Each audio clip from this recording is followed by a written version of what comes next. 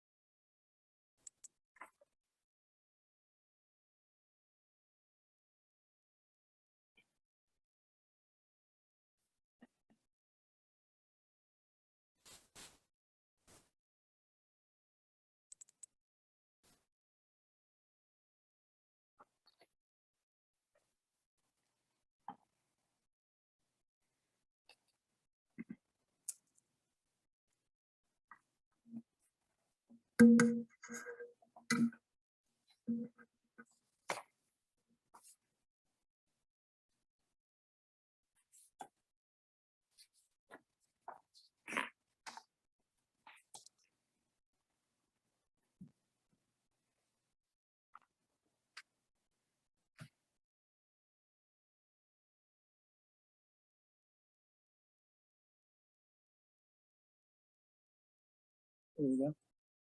Okay, go ahead. Ready. Good evening, everyone. Welcome to the December meeting of our Traffic Commission, East Hempfield Traffic Commission. To begin with, we'd like everyone to rise for a moment of silence and the Pledge of Allegiance.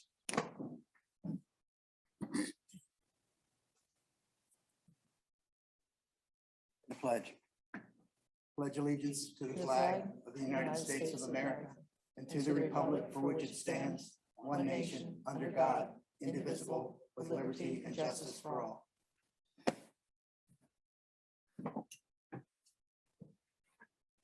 Okay.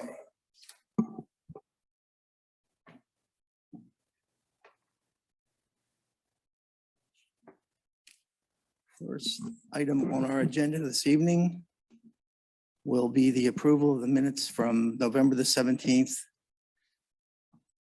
2021. Any additions or corrections to the minutes? I have none. Anyone in the public have any comment or additions or correction? Okay, seeing none, I'll accept the motion for approval. Move that we approve the minutes as written for the November Traffic Commission meeting. And I'll second that. And call for the vote. All in favor? Aye. Aye. Approved 2-0. Okay. Our next piece of business is the traffic report and summary of activity from our police department. Chief? Yeah, you have the report before you. If you have any specific questions about any of the locations, I'd be more than happy to answer them. Okay, it looks like we're actively working 5 areas on the report. Yes. I guess the only question I'd have is there going to be anything that's going to change significantly between now and the next report? I would think most of what we're doing, we're going to continue to do in terms of speed enforcement. Correct. Yeah. And we're going to try, depending on the weather, we're going to try to do a couple more surveys. But it's all the weather dependent. As we get into end of December, January, February, it's going to be harder for us to put that equipment out. So I would think that those survey reports are going to slow down a little bit. Okay, okay. All right, with that, any questions or comment from the audience about our speed activity on Nisley Road, Spring Valley Road,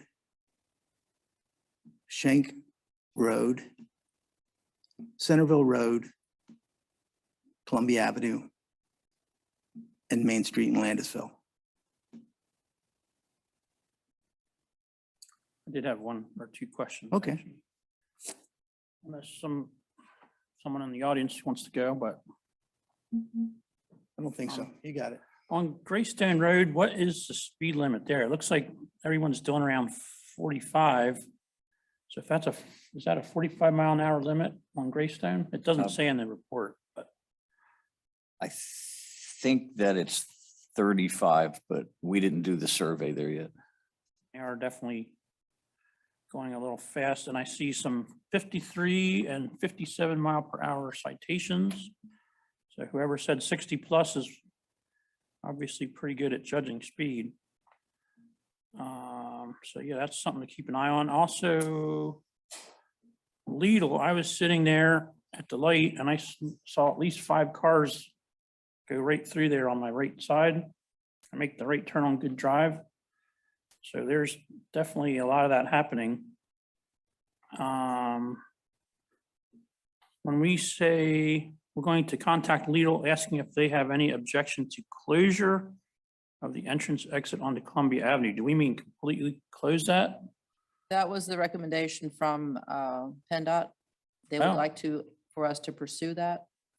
Okay. Lidl is not interested in doing that, is what I have heard. I haven't heard that officially from them. So putting a pork chop or something there would not be in PennDOT's favor. I mean, I guess people could get airborne if they hit that hard enough, but there's definitely, I mean, if that's what PennDOT wants, I guess, how does that work? If Well, Lidl doesn't want it closed. It comes down to the township, what the township wants, and how much we want to push Lidl to do something.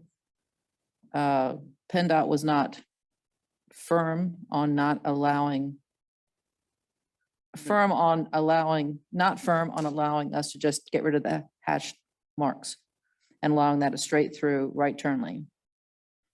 Oh, we are thinking about doing that. Right. That was our initial response back to PennDOT. PennDOT said, they're not too sure about that because most people coming out of Lidl will try to get to the center lane of Columbia to move, just go straight through the intersection.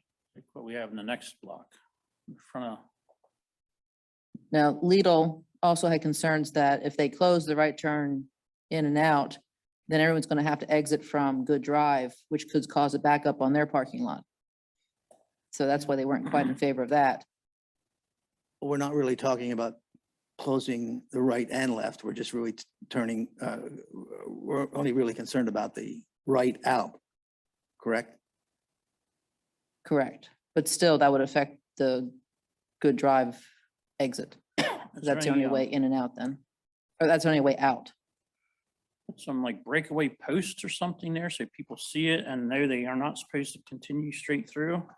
And There if was they a hit it, it's reason- not gonna I cause think them- what the Why? traffic engineer's concern was if you put the delineators, those posts or the raised median there, that cars would see it at the last minute and stop, and then we'd have rear end collisions where people would then cut out into the other lane, which would create more crashes than would have been there. We're still looking at it because Perry Madonna indicated that it kind of makes sense to just have that right turn on Columbia just continues through because there's enough room and it could be a straight through and a right turn at the intersection of Columbia and Good. Yeah. So we have yet to go back to PennDOT and see what they thought about that. All right, well, I know there's a problem. I've heard other people say that there is, and I've seen it myself, that people aren't respecting that right turn on or the turn into Lidl. So as long as somebody's checking into it. Yeah, we're still doing some investigations on it. We've had initial contact with PennDOT and Lidl, so we're just kind of keep negotiating that point.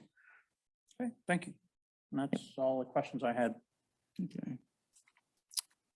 Any questions from the audience concerning that particular situation?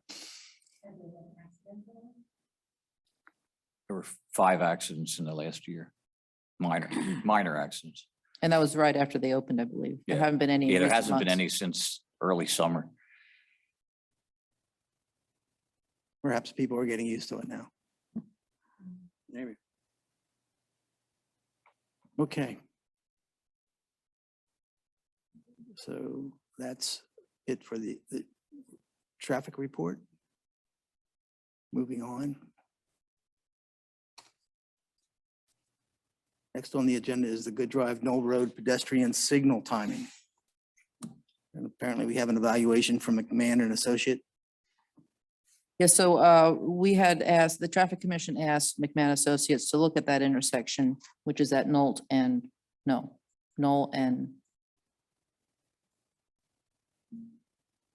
Good Drive, for the potential that there's some safety concerns with the amount of pedestrians that are crossing there to get from one side of Homestead Village to the other.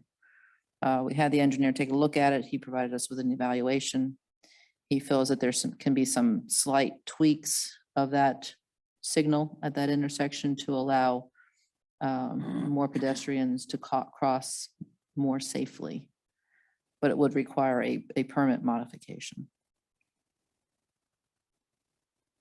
So it comes back to the Traffic Commission. Is that something that the Traffic Commission desires to follow through on? Well, in my view, if that's their recommendation, that would mean I'd be in favor of moving forward with their recommendations. Agreed. Yes, that doesn't seem the leading pedestrian interval. I'm assuming you mean that's what was recommended. Yes. That does not appear to cause delays for the vehicle traffic. So I agree that that's the way to go. Do we need anything more than what we have here to No, make a motion? no, just Okay, that you support and would like it to move forward. okay. Andy, any more comment? No more comment now. Okay. Comment from the audience concerning the pedestrian crossing at Knoll and Good, where we're going to change the signal timing, it appears, to hopefully make it more safe there to cross. With a peak of 2 pedestrians per hour. So not very heavily used, it sounds. No. So then there's a question but if there's no impact, I guess it doesn't hurt, but there is not a huge crossing problem there. Well, there'd be very little cost associated with this. This is just a timing issue and I would think a computer chip. Requires to go back to PennDOT with the studies and provide them the information, see if they allow us to modify the permit. There's some cost, but I would think it's minimal. So Even though that's our road? Yes. We need PennDOT approval for changes to the permitting. Okay. They permit them.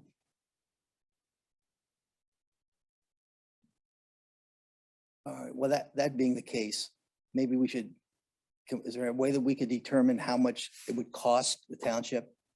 You know, if it's gonna cost the township $5,000 or whatever in permitting fees. I think we should know that going in. I'm not saying we won't do it, but I think if there's a cost associated to this, I think I'd like to know what the cost is before we approve it. My guess is that you've already expended the bulk of the money to get what you have before you from McMahon Associates. The actual changing of the permit application for the traffic signal is probably going to be minimal cost. But I can find out for you. Okay, well, again, if it's a minimal cost, I'm willing to move forward with this tonight, if you're confident about that.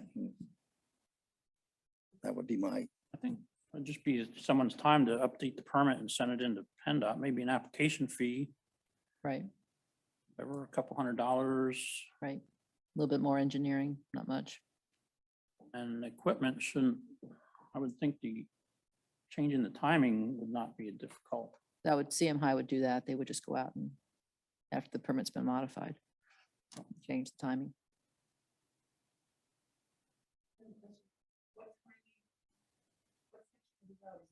The timing for people to cross from Homestead over. It'll be crossing Good Good. to cross Good. Okay. The light, when you're Colleen, you're going to have to step up to the microphone. I'm sorry.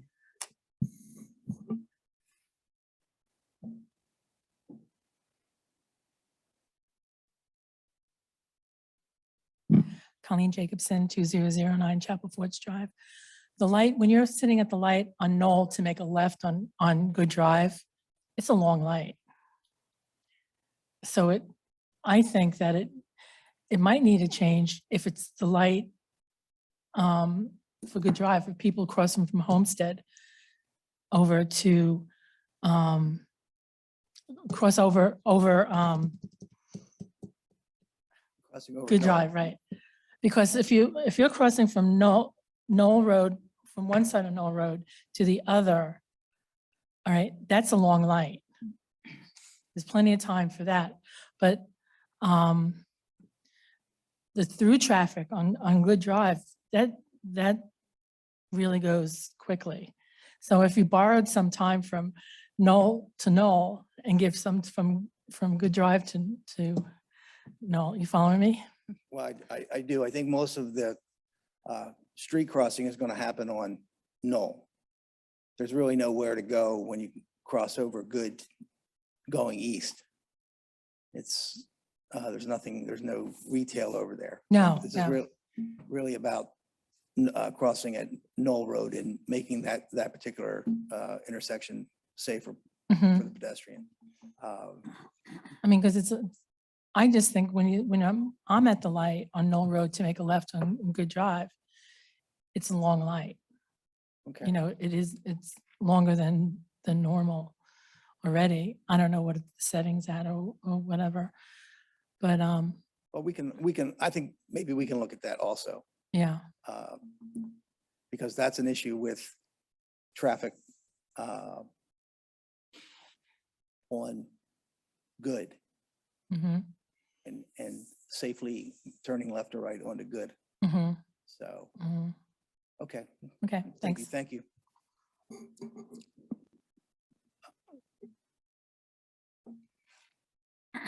That said, let's move along on this and, I will ask him before I give him the go-ahead, and if it's extreme, I'll hold him okay, up. and then we'll take it up again at our next meeting. He probably won't get much accomplished anyway with the holiday season. Understood. Okay.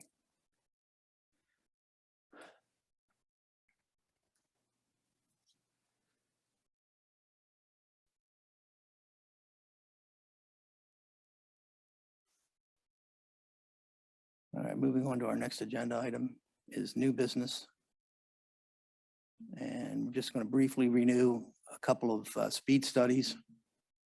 The first speed study is Indian Springs Drive.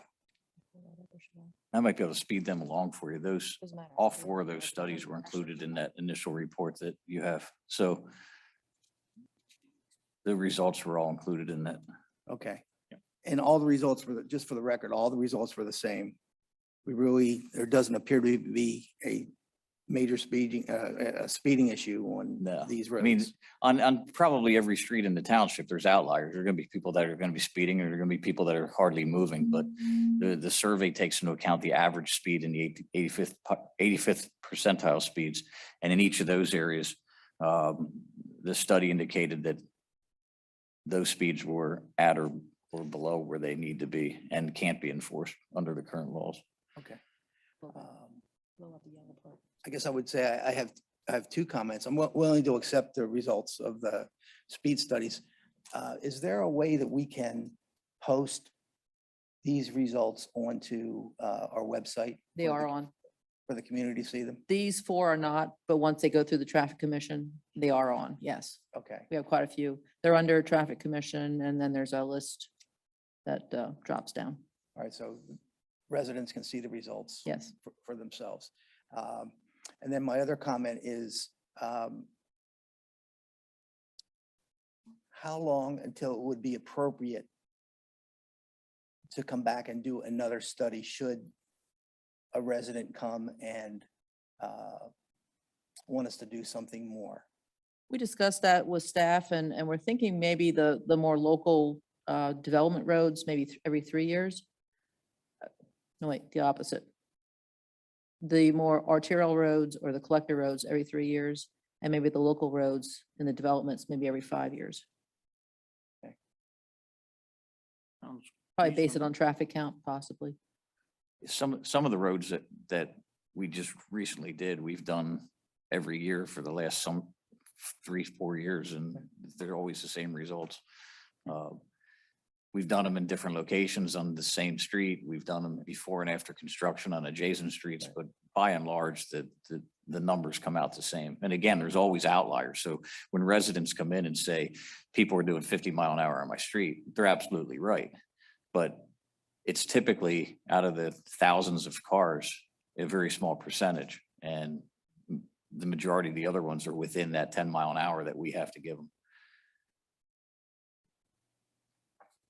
Okay, I think that's a good plan moving forward. The other thing I would say is that where we have a situation where we've got a substantial increase in the number of vehicles on a road for whatever reason, development, I think maybe there should be some criteria that would kick in also.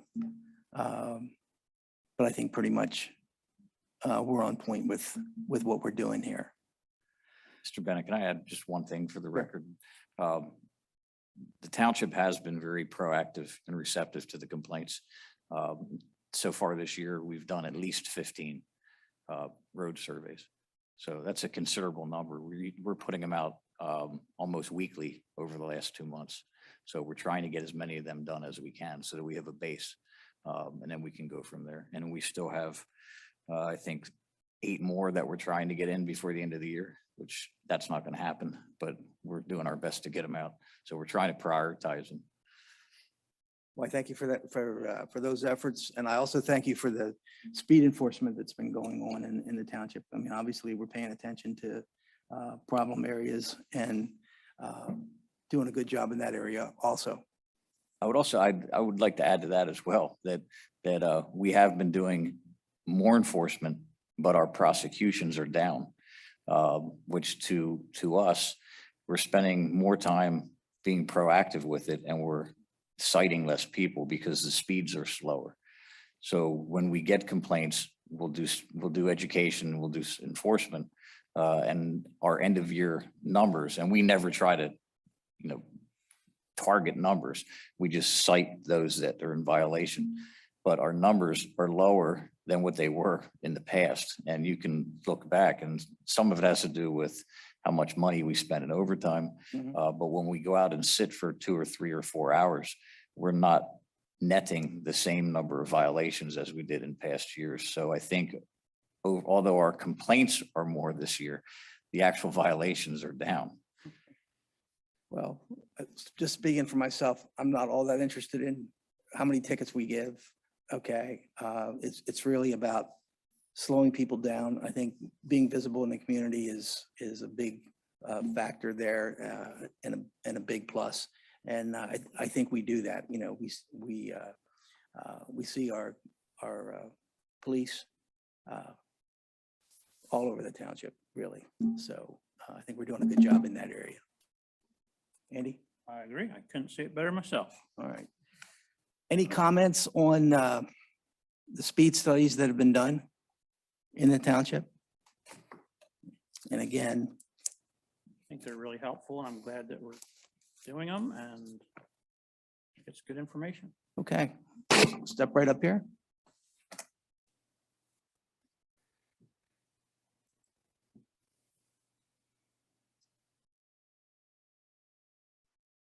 Hi, as you all know, I'm just interested. I was going to say, have they done anything? Your name and address.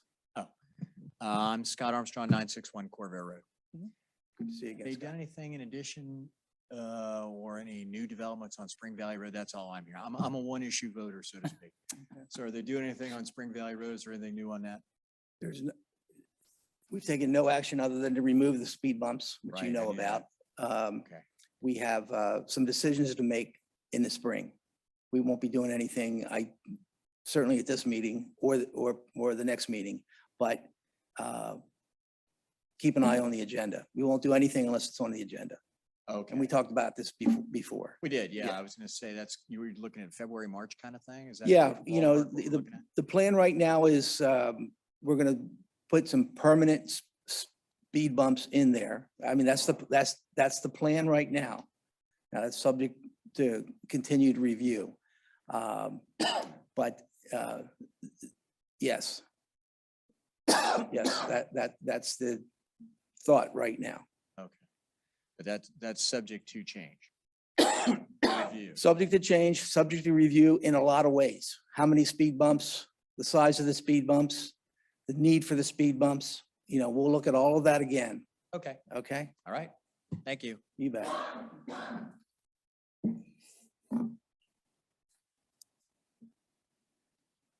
Okay. Anything else from the audience?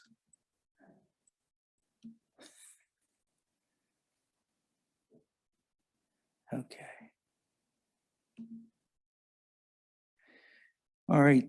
The next item on the agenda is public comments from the resident. Resident comment should be limited to approximately 3 minutes and focus on a specific issue and topic. With that, we have anyone here for public comment?